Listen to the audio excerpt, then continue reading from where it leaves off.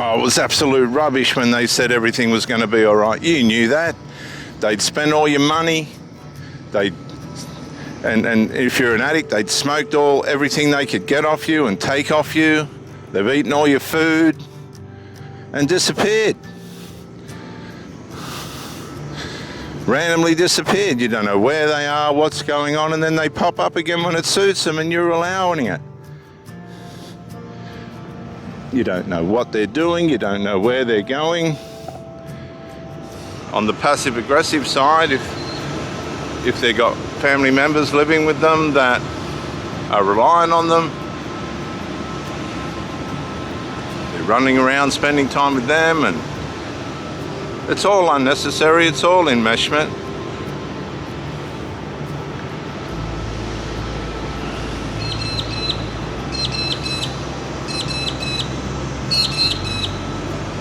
It's all stuff that is bringing you down, that they're using for supply to keep up with their ego, with the way in which they've allowed themselves to be formed.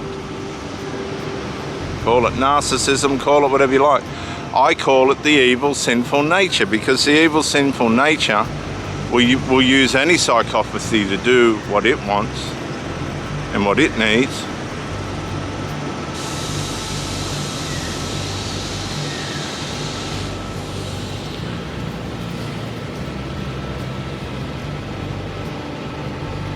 And you've allowed it, you've played into it in a way it suited you.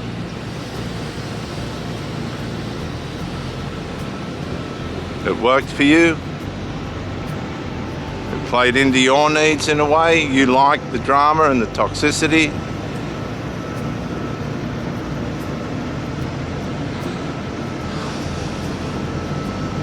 It was always something that gave you a sense of rescue,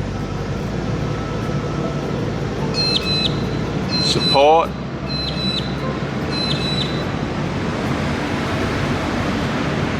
and reform. Gave you an identity. You thought you were helping this person to be someone better.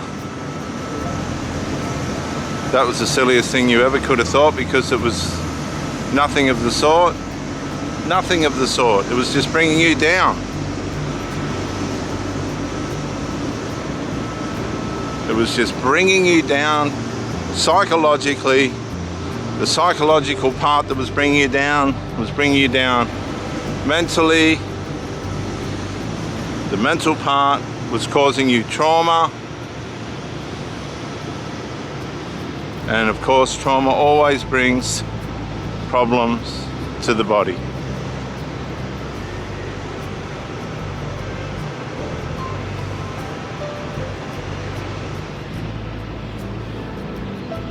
But it was hard for you to face that this was a reality. This was something that was real. It was happening to you. And you loved this person and you wanted things to work.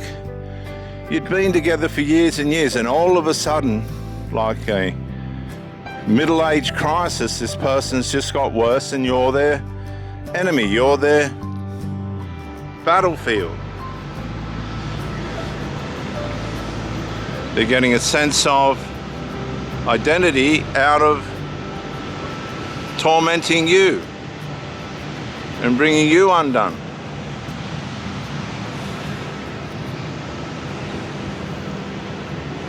And that's not fair. That's not fair on you. But again, you think that the answer is to try harder, to do more, to be a better mother, to be a better woman, and all this other stuff, and you've run out of answers. Because you played into the dual fantasy. You played into that fantasy. You become a part of that person's fantasy. That's all you were. It was not going to ever be about how good or how bad you were. Ever. Ever.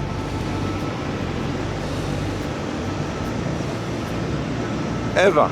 Ever was it going to be that. You played into a fantasy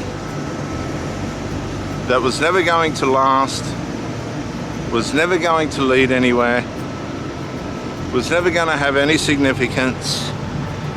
They got you, pinned you down by bringing children into the world, and you became a commodity that was never going to last, was always going to expire, and was no different to a throwaway toy. You were no different to a McDonald's cheeseburger and the gherkin that gets thrown out of it. You were no different. It's tossed to the curb.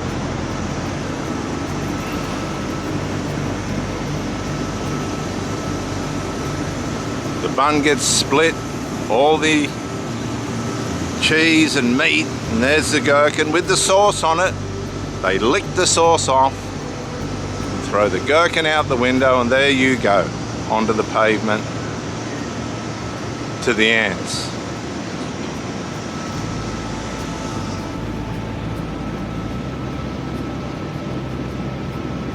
There was a Playboy bunny, her name was Deborah Stratton, or something like that, Deborah Stratton. And this is how things go against these people, very sadly.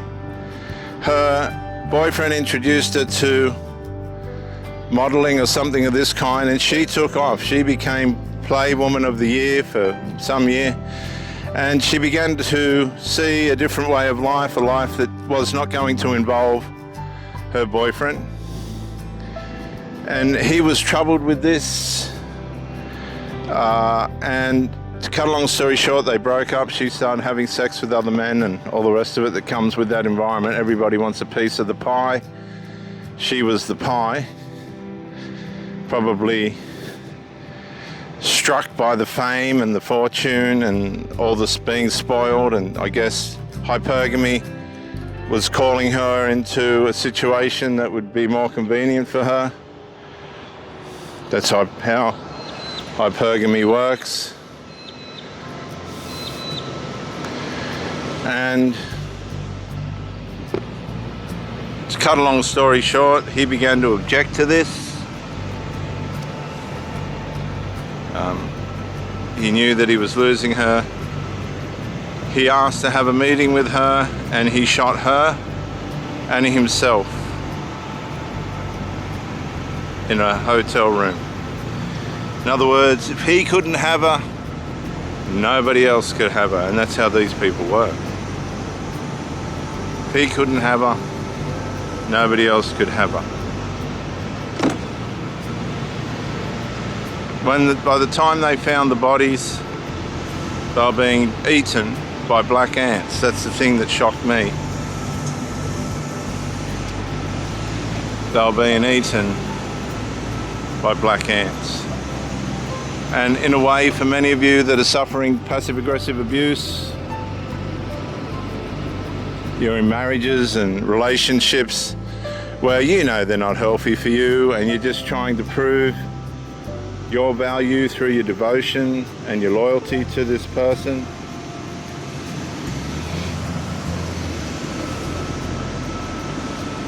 The fact of the matter is, you're wasting your time.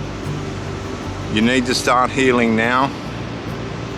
You see the sun rising in the back of your mind and saying to you, this is not the way I need to live. Maybe you're in a Deborah Stratton situation where this is not the life that you wanted to have.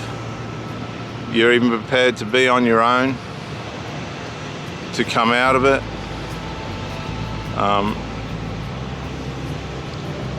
You've wasted many, many years with this person trying to prove to them how much you love them and how important they are to you.